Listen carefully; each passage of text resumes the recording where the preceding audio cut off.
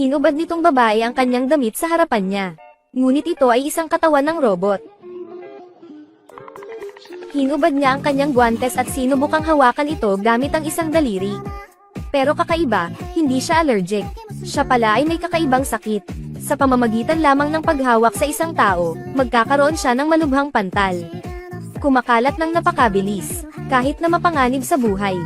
Sa kabutihang palad, ang sakit na ito ay hindi nakakahawa. Ang pangalan niya ay Min Kyu, siya ay isang mayamang tao ng ikalawang henerasyon. Mag-isa siyang nakatira sa isang malaking mansyon. Ngunit ang isang 30 taong gulang na lalaki ay hindi kailanman nakahawak sa kamay ng isang babae. Lungkot ako. Isa lang ang hiling, ang umibig sa isang tao. Ngunit sinabi sa kanya ng gumagamot na doktor. Ang sakit na ito ay hindi mapapagaling. Unless may nakilala kang babaeng may gusto sa'yo. Binigyan ako ng relo. Maaari nitong hulaan ang temperatura ng katawan batay sa rate ng puso. Mula doon, hulaan ang antas ng allergy. Noong araw na iyon, nakatanggap siya ng USD. Binuksan niya ang kanyang computer at tiningnan ito. Isang doktor ang nagpapakilala ng kanyang robot. Ang robot na ito ay maaaring magluto ng kanin at mag-alaga ng iba. Mahalaga na hindi ka magiging allergy sa paghawak dito. Ngunit ang tanging pagkukulang ay ang hindi makapag-anak. Ayon sa kontrata, 340 trilyon lang ang kailangan. Masyadong curious si Min Kyu sa robot na ito. Nagmaneho siya papunta sa pabrika ng doktor. Pagkatapos nito, nakilala niya ang babaeng robot salamat sa robot na aso na nangunguna sa daan. Pwede ko bang itanong kung ikaw si Kim Min Ji-Woo? Nang makita ang robot na mukhang tao, natakot si Min Ji-Woo hanggang sa natulala. Sa tingin niya ay hindi robot, kaya nanatili siyang lumayo sa kanya. Pero pinaniwalaan siya ng robot kaya hinubad niya ang kanyang damit. Hubot-hubad ang buo niyang katawan, nagpapakita ng katawan ng robot. Masyadong curious si Min Ji-Woo kaya sinubukan niya itong hampasin ng stick. Matapos makumpirma na siya ay isang robot, tinanggal niya ang kanyang guwantes upang subukang hawakan siya. Sa hindi inaasahang pagkakataon, bukod sa excited ang kanyang katawan, hindi naman allergic ang kanyang balat. Sa robot na ito, hindi ka na mag-iisa. Kaya, pumirma siya ng kontrata sa doktor. Para maranasan ito ng maaga, hiniling niya na ihatid ito sa kanyang tahanan bukas. Kung hindi ito naihatid sa oras, ang doktor ay kailangang magbayad ng kabayaran. Napakabilis, pinalitan ng team ang baterya para sa robot. Isang miyembro ang naghagis ng lata sa hangin. Nagresulta ito sa natitirang patak ng tubig na direktang bumagsak sa robot. Ang nagbuga ng itim na usok ang robot. Ano ang gagawin kung sira ang baterya? Kung hindi may hahatid ang robot bukas, ang doktor ay kailangang magbayad ng malaking bayad sa kontrata. Sumasakit ang ulo ng doktor dahil dito. Sa pagkakataong ito, inilabas niya ang larawan ng kanyang dating kasintahan at biglang nakaisip ng paraan. Kaya, tinawagan niya ang kanyang dating kasintahan. Pagkatapos ay gumawa ng appointment upang makilala siya. Nang maglabas ng 340 trilyon ang doktor, malinaw niyang ipinaliwanag kay Gia at sinabihan siyang magpanggap na robot sa loob ng 3 oras. Kung gayon ang perang ito ay pag-aari ni Gia. Noong una, taimtim na tumanggi si Gia. Ngunit alang-alang sa buhay, at ubiling sumang-ayon si Gia sa kanya. Pagkatapos ay pumunta siya sa laboratorio. Matapos siyang makita ng mga miyembro ng pangkat ng doktor, nagulat ang lahat. Mas maganda pa ang taong ito. Ang aming ay naayos na. Pero bakit ang laki ng dibdib niya? Namamaga ba ang baterya? Hindi na kailangang mag-alala. Lumalabas, ang robot na ito ay ginawa ayon sa prototype na Gia. Sa pagkakataong ito ay naligtas na ako. Para maiwasang magbunyag ng anumang butas, sinabihan nila si Gia na matutong maglakad na parang robot. Pag-aaral ng posture ng serbisyo ng robot. Gumawa pa ng parang robot na armor para sa kanya. Pinakamahalaga, ilagay ang mga contact lens na ito. Maaaring sagutin ang anumang tanong ng may-ari. Kapag tapos na, ilagay ang dalawa sa tabi ng isa't isa. Imposibleng sabihin kung sino ang robot. Kinabukasan, hinatid nila si Gia sa bahay ni Min Ji-Woo ayon sa schedule. Pero nagulat ako sa nalaman ko. Bakit ikaw? Ilang araw ang nakalipas, nakatagpo si Min Ji-Woo ng hindi inaasahang pangyayari. Nagkataon na nakilala ko si Gia. Ngunit si Min Ji-Woo ay hindi humanga. Naisip niyang walang muwang na robot ang may kasalanan kaya tinawagan niya agad si Baekhyun. Pero nagsalita ulit si Baekhyun. Ang robot ay nasa yugto pa rin ng pagsubok, sa ngayon ito ay isang uri ng kaibigan. Sa noo ay may switch ng kuryente. Ay reboot lamang at ito ay normal. Naniwala si Min Ji-woo na totoo kaya pinindot niya ang power button. Guro, mahal kita. Ano ang kailangan ng mga tao? Kung sino man ang unang bumati, madaling dumaan si Jia. Upang suriin kung ang robot ay talagang matalino. Sinimulan ni Min Ji-woo na subukan ang kanyang IQ. Dahil dito, biglang nawalan ng kuryente ang laboratorio ni Baekhyun. Ganap na nawalan ng kontak kay Jia. Sa puntong ito, maaari lamang siyang mag-improvise. Hindi alam ni Jia ang gagawin kapag sinubukan siya ni Min Ji-woo. Susunod ay task ng calculus sa tablet. Pagkatapos ay i-multiply sa dami ng prutas para kalkulahin ang password gamit ang rounding method para buksan ang safe. Pagkatapos, ilabas ang itlog sa loob. Pero siyam na pulang ang IQ ni Jia. Sa ilalim ng isang emergency na sitwasyon, itinaas niya ang kanyang kamao sa safe. Matagumpay niyang nailabas ang itlog, na ikinataranta ni Min Ji-woo. Tapos may naisip siyang bagong problema. Sabihin sa kanya na balatan ng itlog sa loob ng 10 segundo. Bago pa siya makatapos magsalita ay tinapos na ni Jia ang pagbabalat ng itlog. Hindi pa nakakita si Min Ji-woo ng robot na ganito katalino. Pakiramdam niya ay mas malaki ang dibdib niya kaysa kanina.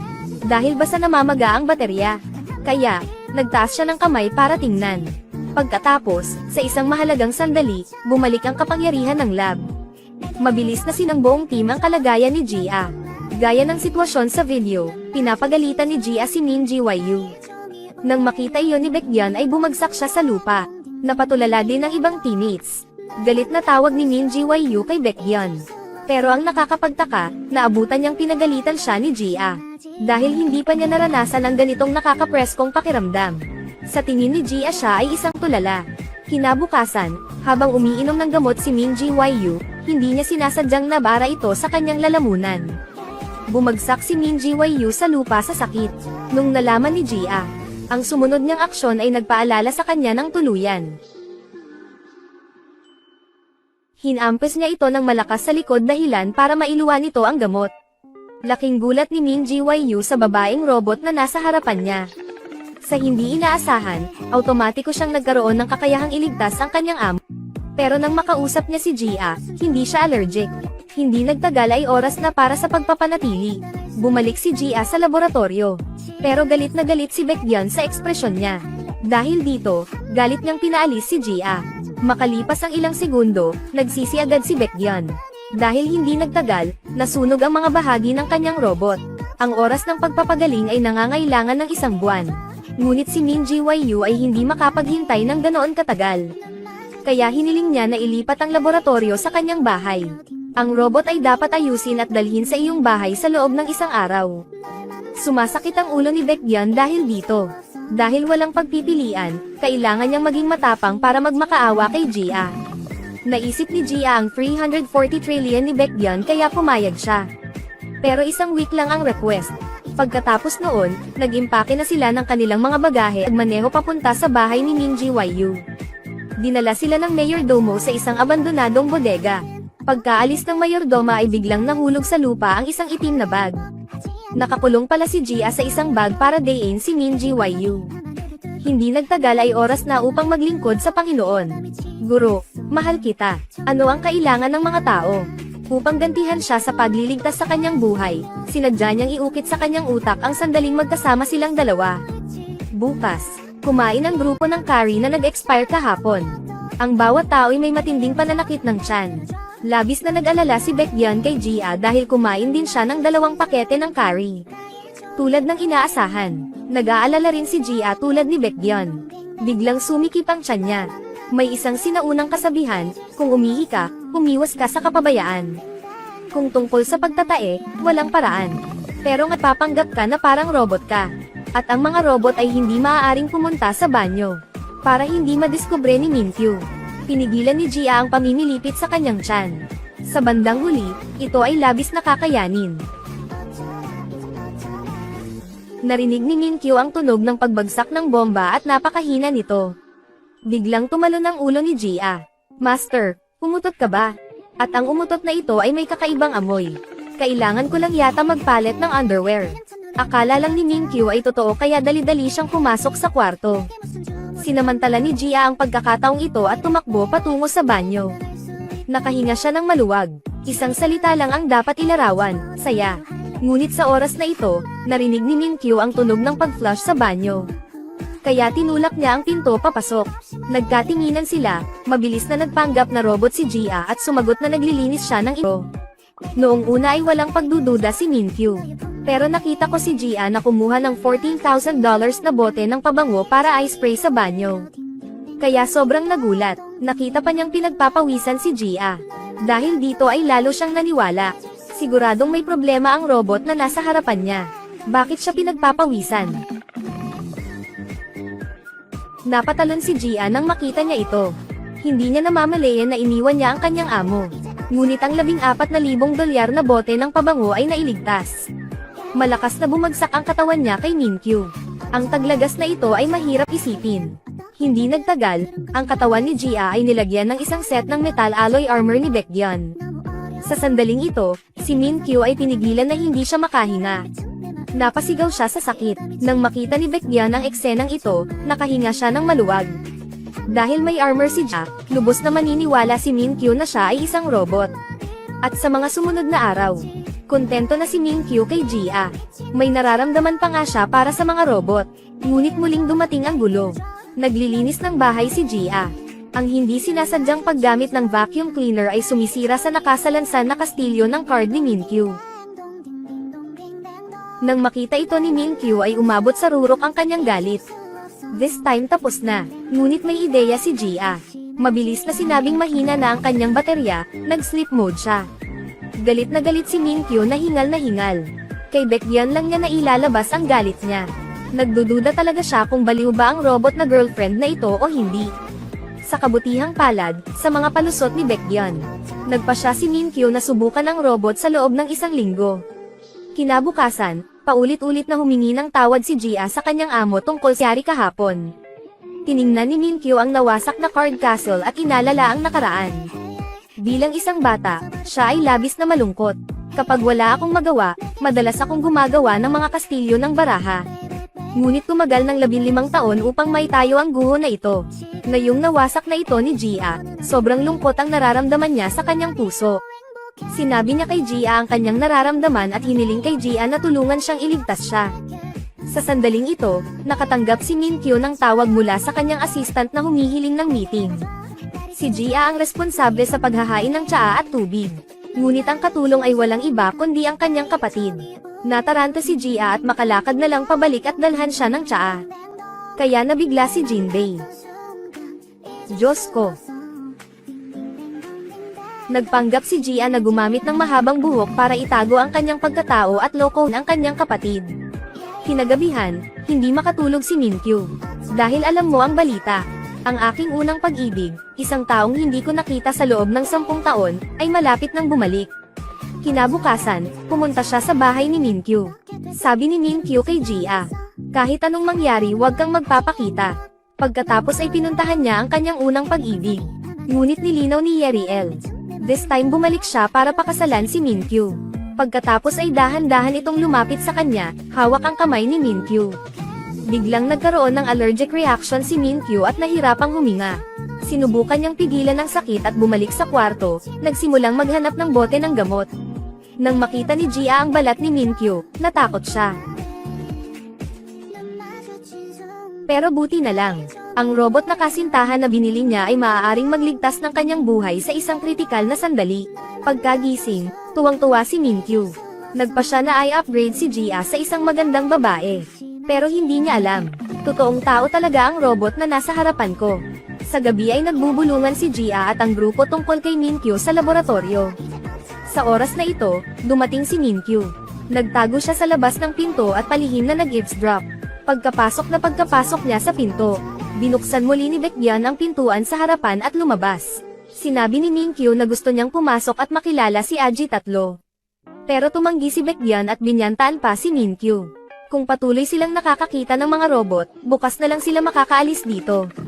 Narinig ni Minkyu na gustong umalis ni Baekhyun kaya pinigilan na lang niya ang galit at umalis. Kinabukasan ay nagpatuloy si Gia na magpanggap bilang isang robot at nakilala si Minkyu. Kinuha niya ang kwintas na pinadala ng delivery. Hiniling ni Minkyu kay Gia na tulong isuot ito. Nang isuot ito sa kanyang leeg, narinig ni Gia na sinabi ni Minkyu. Mamaya, kapag may nakilala siyang babae na gusto niya, gagamitin niya itong kwintas para mag-propose sa kanya. Habang kumakain, sinabi ni Minkyu kay Gia ang tungkol sa kanyang pagkabata na namumuhay mag-isa. Nakiramay si Gia kay Minkyu kaya ipinatong niya ang kamay nito sa balikat nito para palakasin ang loob nito. May naramdaman agad si Minkyu. Tumayo siya at tinapak ang ulo ni Gia at hinawakan ang kamay nito. Ngunit ang kakaiba ay, wala naman talagang skin allergy si Minkyu. Pagtingin sa robot na nasa harapan niya, gustong-gusto niyang ibigay ang first kiss niya. Ngunit sa napakahalagang sandali, naalala ni Minkyu na isa lang siyang robot. Paano ako magkakaroon ng damdamin para sa isang robot? Pagkatapos ay dinala niya si Gia para makilala ang kanyang unang pag-ibig. Originally planning to propose to her with a necklace. Nang makilala niya ito, nagsisi siya. Dahil naghanda siya ng isang espesyal na tasa ng kakao para sa iyo. Kinutya pa si Minkyu sa pagiging childish niya. Sa huli, sumuko siya sa pag-propose. Pero walang pakialam si Yeriel. Nakipagkamay siya at umalis. Pagkatapos noon, nagkaroon ng allergic reaction si Minkyu. Ngunit sa pagkakataong ito ay hindi na siya nagpa-injection at gusto niyang itapon ang kwintas sa dagat. Sa kabutihang palad ay pinigilan siya ni Gia sa oras.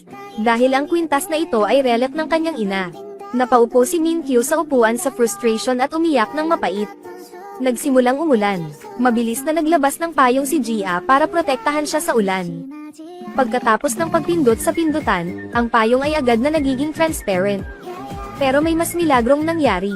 Matapos makipag-ugnayan si Minkyu kay Gia, nang walang anumang iniksyon. Automatikong mababawi ang mga sintoma allergy. Pag-uwi niya, aksidente niyang nabangga ang hardenero. Ang kakaiba ay hindi rin allergic ang kanyang balat. Laking gulat ni Minkyu. Para ma-verify ang sarili, dinala niya si Gia sa crowd. Ito rin ang unang beses niyang mag-shopping. Nang may dumaan sa kanya, agad namang tinignan ni Minkyu ang kanyang relo. Sure enough, wala man lang siyang reaksyon. Kaya matapang niyang hinayla ang kamay ni Gia para mamili. Pero hindi ko alam kung kailan nawala yung dalawa. Sa oras na ito, lumitaw muli ang kanyang mga sintomas ng allergy. Nahihirapan siyang huminga at na-stress sa pag-iisip. Mabilis na tinawag ni Minkyu ang doktor. Ngunit huli na. Sa oras na ito, muling nagpakita si Gia. Ibinaba ni Minkyu ang kanyang ulo para tingnan ang kanyang relo. Ang mga sintomas ay unti-unting nawawala. Ngayon ay naintindihan na niya sa wakas. Ang tanging gamot na pag-aari niya ay si Gia. Lumakad si Minkyu patungo kay Gia na may luha sa kanyang mga mata. Niyakap niya si Gia at hinalikan sa noo. Ang lahat ng naruroon ay nagpalakpakan at bumati sa kanila, umaasang magkakasama sila. Sa oras na ito, lumabas si Baekhyun sa karamihan. Humakbang siya at sinuntok si Minkyu. Dahil siya ang ex-boyfriend ni Gia, inventor din ng robot. Dahil mahigpit na nakikipagkompetensya ang dalawang panig, kinailangan ni Gia na magpanggap na nauubos ang kanyang baterya upang makayanan. Isa kang bastardo. Nagseselo si Baekhyun kaya galit na pinauwi niya si Gia. At sabihin kay Gia na simula ngayon ay hindi na kailangang palitan ang robot. Bumalik sa lab, pinanood ng grupo ang video ng paghalik ni Gia. Galit na galit ang lahat, kaya napagdesisyonan nilang kunin ang robot sa bahay ni Minkyu. Bago umalis, sinabi ni Baekhyun kay Minkyu ang tungkol dito. Hindi maintindihan ni Minkyu kung bakit kailangan nilang umalis bigla, pero ang sagot ni Baekhyun. Sinadya ni Minkyu na inisin ang robot. Ngunit kinabukasan, nagpanggap si Gia bilang isang robot at hinanap si Minkyu. Nang malaman niyang iiwan na siya nito, binibigyan niya ng ideya si Minkyu. Ito ay tungkol sa pagluluto ng masarap na pagkain para sa buong grupo. Pero pagkatapos nilang lahat kumain ng niluto ni Minkyu ay nagpumilit pa rin silang umalis. Para kumbinsihin si Baekhyun na manatili, direktang hinawakan ni Minkyu ang kamay niya. Mabilis na nagkaroon ng matinding allergy sa balat ang kamay ni Minkyu. Nang makita ni Baekhyun ang eksenang ito, napatulala siya. Ngunit nananatili pa rin si Minkyu. Nagmaneho pa rin si Baekhyun. Sa oras na ito, si Minkyu ay naliligaw. Naupo si Baekhyun sa kotse habang inaalala ang kalagayan ni Minkyu. Sinabi sa kanya ni Minkyu na isang robot lamang ang makakapagpagaling sa kanyang mga allergy. Wala siya, habang buhay siyang depressed. Pero sa kaibuturan, alam ni Baekhyun. Ang taong makakapagpagaling kay Minkyu ay hindi robot kundi ang kanyang dating kasintahan. Matapos ang ilang sandali ng pag-iisip, sa wakas ay naintindihan na ni Baekhyun. Nagpasya siyang tumalikod at bumalik sa bahay ni Minkyu. Pagpasok, kinausap ni Baekhyun si Gia. Kung ayaw mo, pwede kang tumanggi. Sumasang-ayon ako. Noong tuwang-tuwa si Minkyu nang makitang bumalik si Baekhyun. Pagkatapos ay pumirma sila ng bagong kontrata. Susunod si Baekhyun sa kontrata at magpapatuloy sa pagkumpleto ng eksperimento sa bahay ni Minkyu. Ngunit para kay Gia, ito ay tungkol sa pagkatalo sa pagkakaroon muli. Tuwang-tuwa si Minkyu. Espesyal din niyang inihanda ang isang kwarto na tinatawag na Little Lovely para kay Gia. Hiniling pa ni Gia na magpalit ng damit. Kaya kapag lumabas ka, hindi mo mapapahihinkyu. Nagpalit ng damit si Gia at lumabas. Nang makita ito ni Minkyu ay natigilan siya saglit. Tingnan mo ang napakaganda at banayad na robot. Naramdaman ni Minkyu ang panginginig ng kanyang katawan. Dahan-dahan siyang naglakad papunta kay Gia. Gusto kong humalik. Sa sandaling ito, hindi alam ni Gia ang gagawin. Dahil hindi siya robot, kundi isang totoong tao na wala pang 18 taong gulang. Ngunit pagkatapos nito, gusto kong halikan ang first love ko. Gusto pala niyang halikan ang first love niya. Hiniling pa niya kay Gia na turuan siya kung paano humalik. Pero hindi alam ni Gia ang gagawin. Para matulungan siya, tinawag ni Gia ang kanyang matalik na kaibigan sa villa at personal na sinanay si Minkyu. Ngunit ayon sa kurso ni Sunhye, una, dapat isaalang-alang ni Minkyu si Gia bilang bagay na iyon. Tapos isama mo si Gia mamasyal sa garden. Ainal-alayan at sinadyang ito Sunhye si Gia. Subconsciously niyakap ni Minkyu si Gia. Pagtingin sa mukha niya, biglang nakaramdam ng kirot si Minkyu. Sa pagkakaroon ng ganitong pakiramdam, isinama niya si Gia sa isang petsa kasama ang kanyang unang pag-ibig. Ngunit nag-alala si Baekhyun kay Gia at nagpumilit na sumama sa kanila. Kaya lang, nakipag-date si Minkyu sa kanyang first love. At nauuna sa paglalakad sina Gia at Baekhyun. Sa ngayon, paparating na ang malakas na ulan. Narinig ng first love ni Minkyu ang hindi inaasahang tawag at umalis. Naranasan ni Minkyu ang heartbreak sa unang pagkakataon. Siya ay labis na nadismaya. Pumunta si Baekhyun para bumili ng payong, naiwan si Gia na mag-isa sa ulan. Nang makita ito ni Minkyu, kinuha niya ang payong at pinuntahan si Gia. Pinindot ni Minkyu ang button sa payong, gusto niyang i-share sa kanya ang romantic rain. Sa oras na ito, aksidenteng nabang ng isang dumaan si Gia. Mabilis siyang niyakap ni Minkyu. Pero ang hindi niya inaasahan ay hinalikan talaga siya ni Gia. Sa hindi inaasahan, ang unang halik ko ay kinuha ng isang robot. Pagbalik sa villa, sobrang miserable si Minkyu. Bakit kinuha ng robot ang first kiss ko? Bukas, nakilala muli ni Gia si Minkyu. Dahil sa halik kahapon ay parang medyo nahiya si Minkyu. Tinanong niya si Gia tungkol sa halik na iyon. Pero nagpanggap si Gia na tanga at sinabing walang nangyari kahapon. Galit na galit si Minkyu. Para parusahan si Aji tatlo, pinarusahan ni Minkyu si Gia na linisin ang salamin. Nang makita ni Baekhyun ang eksenang ito, nalungkot siya at nagtanong kay Minkyu. Bakit hayaan ang mga advanced na robot na maglinis ng salamin? Pero na-curious si Minkyu sa tanong niya. Kinagabihan, hindi makatulog si Minkyu. Kaya palihim siyang pumunta sa laboratory at ginay si Gia na nagcha-charge ng baterya. Hello Mr. Kim Minkyu. Ngunit nang marinig ang mekanikal na reaksyon ni Gia, nataranta si Minkyu. Malinaw na mayroong dalawang Aji tatlo. Pakiramdam niya ay kakaiba si Gia. Kinabukasan, pumasok pa rin si Gia sa trabaho gaya ng dati. Pero naramdaman din niya na labis siyang iniiwasan ni Minkyu. Malamig pa siyang dinala sa shopping center. Pagkatapos bumili ay dinala siya nito sa restaurant. Pero si Gia ang naatasan na umupo sa ibang table. Sinama pala siya ni Minkyu na makipag-date sa kanyang first love. Nag-propose din siya sa first love niya. Labis na nadismaya si Gia nang malaman niya ito. Malungkot siyang bumalik sa laboratorio. Nakita iyon ni Baekhyun at galit na tinanong si Minkyu. Tinatanong niya kung bakit ganoon ang pakikitungo niya kay Gia. Pero walang pakialam si Minkyu. Sabi din niya, isa lang siyang robot na walang emosyon. Pagbalik sa villa, alak ni Minkyu na burahin ang kanilang mga alaala. Ngunit bago ang pag-reset, mayroon siyang mas mahalagang sasabihin. Kakaiba talaga ang lalaking ito. Nine-love talaga siya sa mga robot. Ngunit ang mga tao at mga robot ay hindi maaaring magmahal sa isa't isa. Kaya naghanda si Minkyu na burahin ang kanilang mga alaala. Ngunit bago ang pag-reset, mayroon siyang mas mahalagang sasabihin. Mahal kita. Sa wakas, pinindot niya ang reset button. Pero hindi alam ni Minkyu, ang reset ay memorya lang ng robot. Pero ang taong nasa harapan niya ay totoong tao. Kinagabihan, bumalik si Gia sa kanyang kwarto para matulog. Humiga siya sa kama habang umiiyak. Buong gabing umiiyak, na-dehydrate siya at na-hospital. Matapos ma-discharge sa ospital, nakahanap ng part-time na trabaho si Gia. Sa oras na ito, dumaan si Minkyu dito. Pero nakaharang ang crowd sa view niya kaya hindi niya makita si Gia. Gusto niya na makalimutan ni Minkyu si Gia, kaya pinaghandaan niya ang pagbabago ng mukha ni Aji Tatlo. Narinig ni Minkyu ang balita at nagmamadaling pumunta sa laboratorio para pigilan si Baekhyun. Nagsisi siya sa pag-reset ng mga alaala ng robot. Kung wala si Aji Tatlo sa kanyang tabi, hindi siya makakain ng maayos at hindi makatulog ng maayos. Kaya nagpa siya si Minkyu na gisingin muli ang mga alaala ni Gia. Pero sabi ni Baekhyun kahit anong gawin niya, hindi na niya maibabalik ang dating Aji Tatlo. Pero hindi naniwala si Minkyu.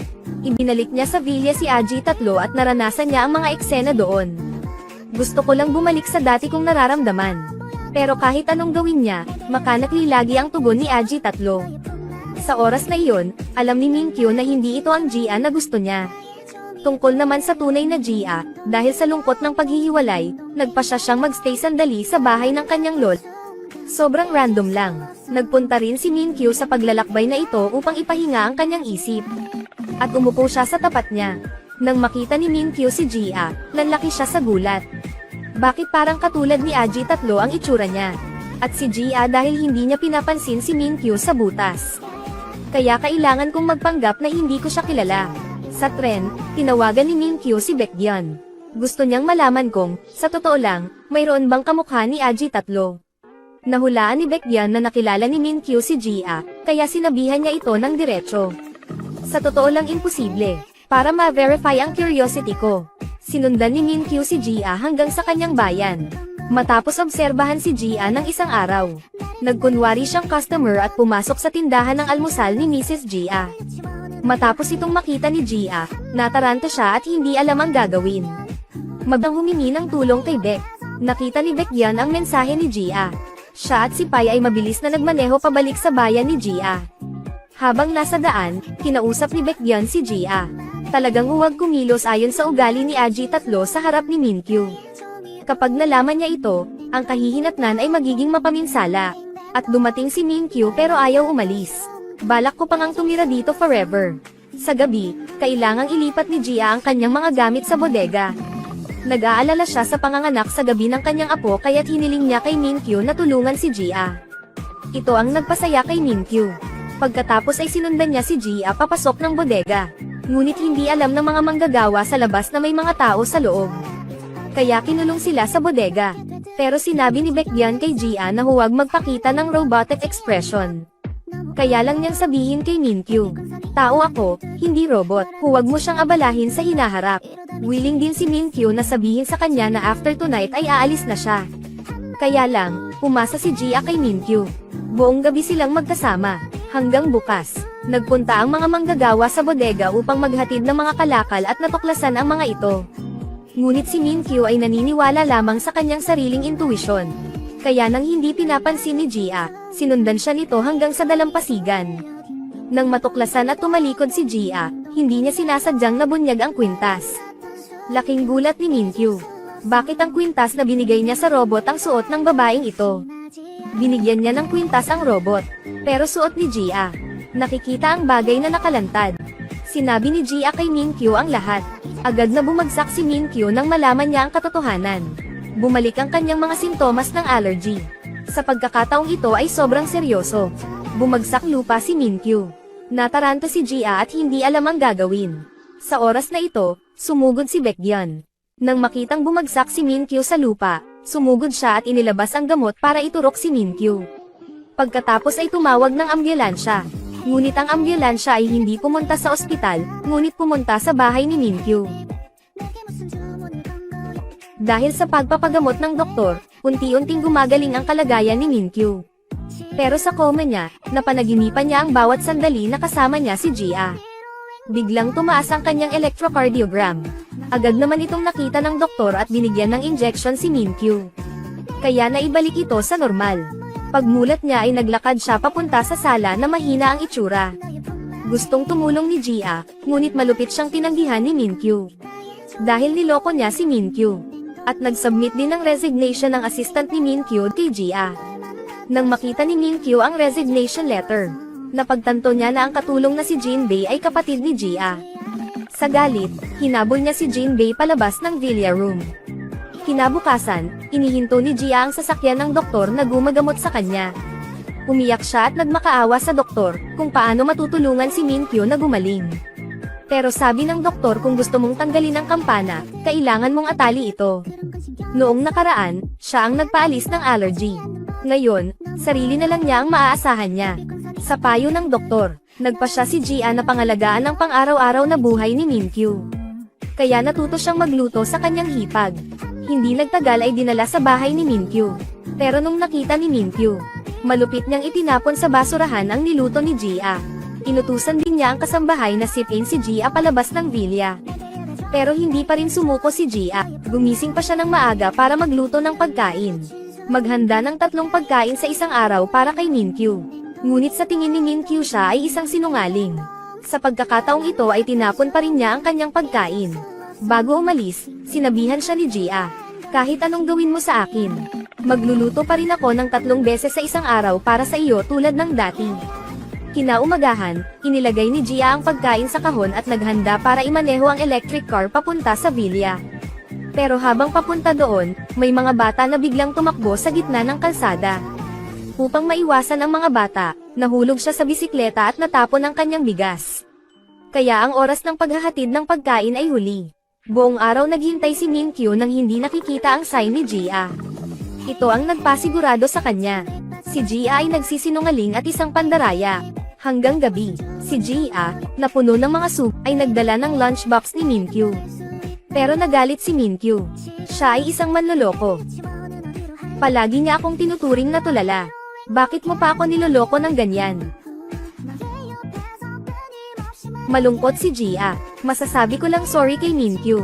Pagkatapos noon, umalis na siya sa villa ng Min-kyu. Kinabukasan, dumating ang matalik na kaibigan ni Gia para hanapin si Min-kyu. Sinabi ni Sunhye kay Min-kyu ang tungkol sa paparating na paglalakbay ni Gia sa Australia at pinaalalahanan siya. Huwag mong hintayin na mawala ito para matuto kang pahalagahan. Marahil ay naantig si Min-kyu sa sinabi ni Sunhye. Kaya bago umalis si Gia ay dali-dali niya itong sinalubong. At tuluyang bumitaw si Gia. Ikinwento niya ang buong kwento ng pagpapanggap na isang robot. Nang matapos makinig si Min-kyu, natuklasan niya na nagpapanggap si Gia bilang isang robot. Ang lahat ay nahayag lang. Sa ganitong paraan, malulutas ang anumang hindi pagkakaunawaan. Hindi na napigilan ni Min-kyu, gusto niyang halikan si Gia pero biglang tumigil. Dahil nakita niya ang kanyang mga sintomas ng allergy. Hindi makapagdala ng kaligayahan kay Gia. Tapos tumalikod siya at umalis. Sa oras na ito, mabilis siyang tinawag ni Gia. "Tumayo ako para sayo. Ikaw lang ang taong pinahahalagahan ko sa buong buhay ko. Hindi ko kayang mawala ka." Matapos pakinggan ang pangungusap na ito, lumapit si Min-kyu at hinalikan si Gia. Mula noon ay namuhay ng masaya ang dalawa.